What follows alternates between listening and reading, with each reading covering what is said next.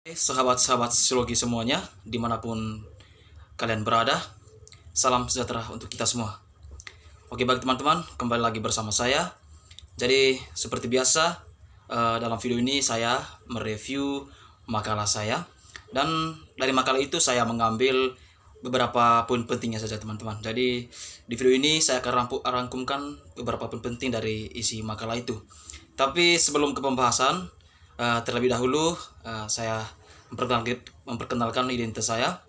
Nama saya Octavianus Randu dengan NIM 1803 030146. Saya mahasiswa sosiologi di Fakultas Ilmu Sosial dan Ilmu Politik, tepatnya di Universitas Nusa Cendana Kupang. Di sini topik yang mau kita bahas itu mengenai cara mudah untuk melakukan korupsi. Jadi selama ini kita pernah dengar kasus-kasus korupsi, dan tentu kita tahu juga motif apa yang dilakukan oleh orang itu dan bagaimana cara dan upaya dari orang itu untuk melakukan tindakan itu. Nah, di sini saya merangkum beberapa cara yang sering dilakukan atau dilakukan oleh orang-orang atau oknum-oknum tertentu yang melakukan tindakan korupsi itu, teman-teman. Tapi terlebih dahulu, pertama-tama kita pahami dulu mengenai pengertian dari korupsi itu sendiri. Jadi sebelum kita ke pembahasan mengenai cara atau modus seseorang dalam melakukan korupsi, terlebih dahulu kita sebagai yang mahasiswa atau sebagai elemen masyarakat, kita harus pahami dulu mengenai korupsi. Jadi korupsi atau rasuah adalah tindakan pejabat publik, baik politisi maupun pegawai negeri, serta pihak lain yang terlibat dalam tindakan itu yang secara tidak wajar dan tidak legal menyalahgunakan kepercayaan publik yang dikuasakan kepada mereka untuk mendapatkan keuntungan sepihak. Jadi intinya di sini teman-teman, tindakan korupsi itu merupakan tindakan dilakukan oleh orang-orang tertentu yang dimana orang-orang ini mempunyai jabatan atau mempunyai wewenang atau mempunyai kepercayaan, yang kepercayaan itu didapatkan dari masyarakat, tetapi mereka menggunakan jabatannya, menggunakan kekuasaannya itu untuk membuat suatu tindakan yang bisa dikatakan suatu tindakan tidak berkemanusiaan, teman-teman, yaitu tindakan korupsi. Nah, yang berikut yaitu dampak dari tindakan korupsi. Nah, tindakan korupsi ini seperti yang kita tahu tentu sangat berpengaruh, baik itu terhadap negara maupun terhadap masyarakat, teman-teman. Jadi segala tindakan atau perbuatan yang dilakukan oleh mereka itu sangat bertentangan dengan undang-undang. Karena apa? Karena sangat berpengaruh dan merugikan negara dan eksistensi masyarakat. Di sini saya membahas mengenai dampak dari tindakan korupsi ini tadi. Jadi saya bahas secara singkat. Di antara penyebab paling umum korupsi adalah lingkungan politik dan ekonomi, etika profesional dan moralitas, serta kebiasaan, adat istiadat, tradisi, dan demografi. Korupsi dapat menghambat pertumbuhan ekonomi dan mempengaruhi operasi bisnis dalam suatu negara, teman-teman. Nah, intinya di sini yaitu tindakan korupsi ini sangat berpengaruh terhadap ekonomi dan politik dan budaya dalam suatu negara, terutama dalam segi ekonominya. Semakin banyaknya korupsi dalam suatu negara, maka terjadi krisis perekonomian dalam suatu negara itu dan akan menyebabkan negara itu tidak akan berkembang dan tidak akan maju, teman-teman. Nah, yang berikut yang saya jelaskan di sini yaitu mengenai faktor-faktor penyebab korupsi. Jadi ada beberapa faktor sehingga korupsi ini terjadi, teman-teman. Tapi yang saya cantumkan di sini ada 5 faktor dari beberapa faktor itu. Kenapa saya ambil 5 faktor saja? Karena saya rasa ini 5 faktor yang sering terjadi dan sering terpengaruh terhadap tindakan korupsi itu, teman-teman. Nah, yang pertama di sini faktor penyebab korupsi adalah keserakahan. Karena adanya sifat keserakahan dari orang-orang atau oknum-oknum tertentu sehingga dia melakukan tindakan keji seperti itu, teman-teman. Yang berikut karena adanya kesempatan.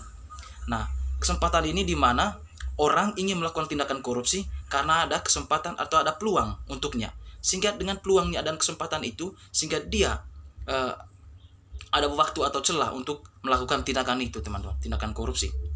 Yang berikut kebutuhan ekonomi dan finansial. Dan di sini kebutuhan finansial itu memang itu menjadi kebutuhan pokok bagi kita sebagai manusia. Nah, jadi untuk mereka-mereka yang tidak mencapai keinginannya, tidak pernah terwujud keinginannya, sehingga dia mengambil jalan pintas atau mengambil jalur pintas, teman-teman, yaitu tindakan korupsi, yang dimana dia melakukan hal itu untuk memenuhi segala kebutuhannya, memenuhi kebutuhan finansial dan ekonominya, sehingga dia dengan tega dan melakukan tindakan kejam ini, teman-teman. Nah, yang berikut karena adanya pengungkapan atau expose. Berikut ada beberapa jenis korupsi, teman-teman. Yang pertama di sini yang saya rangkum itu korupsi uang negara. Nah, ini merupakan salah satu bentuk korupsi yang sering kita dengar selama ini, yaitu di mana orang itu melakukan tindakan korupsi, yaitu mencuri uang negara, yang di mana uang itu adalah uang hak masyarakat, teman-teman, yang ingin dialokasikan kepada masyarakat oleh pemerintah. Yang berikut korupsi suap menyuap. Nah, ini suap menyuap juga ini termasuk dalam kategori korupsi, teman-teman. Yang berikut penggelapan dalam jabatan. Nah, ada orang-orang atau oknum tertentu yang memiliki jabatan atau memiliki percayaan yang dia menggunakan jabatannya itu untuk menggelapkan uang dalam jabatannya itu sendiri. Yang berikut pemerasan. Ini pemerasan ini di mana orang-orang memeras orang lain untuk mendapatkan keuntungan pribadi. Yang berikut perbuatan curang, terus spekulasi pada proposal bantuan.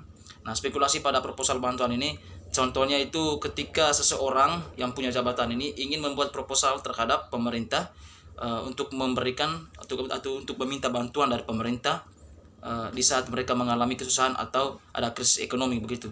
Tetapi di proposalnya dia tulis lain, tetapi berbeda dengan kebutuhan atau yang dibutuhkan oleh masyarakat. Di proposalnya dia tulis angka sekian, padahal itu hanya karang-karangnya saja, tidak sesuai dengan fakta di lapangan, teman-teman. Jadi itu dia cara-cara dia untuk mengambil keuntungan di situ. Yang berikut kondisi yang menyebabkan kemunculannya korupsi. Yang menyebabkan korupsi ini saya rangkum ada beberapa poin penting, teman-teman. Yang pertama, pemimpin memiliki mental tidak bertanggung jawab. Nah, ini menjadi poin yang pertama dan paling utama, teman-teman, karena adanya mental tidak bertanggung jawab dari seorang pemimpin itu. Yang berikut, pemimpin memiliki mental selalu ingin mendapatkan keuntungan material, tidak mementingkan kebutuhan masyarakat, teman-teman. Dia ingin mementingkan material untuk dirinya sendiri. Yang berikut, kurangnya transparansi di pengambilan keputusan pemerintah. Yang berikut, kampanye politik yang mahal. Yang berikut, proyek yang melibatkan uang rakyat dalam jumlah yang besar.